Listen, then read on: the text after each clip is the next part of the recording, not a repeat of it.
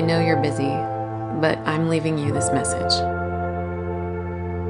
I just wanted to tell you that I know it's been hard, and you never once complained or stayed home feeling sorry for yourself.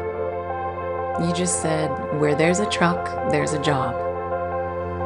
You were so stubborn. You wouldn't even let us take help from Dad. And you were right. Have a good day today, babe. I know you'll be late, but there will be supper in the oven.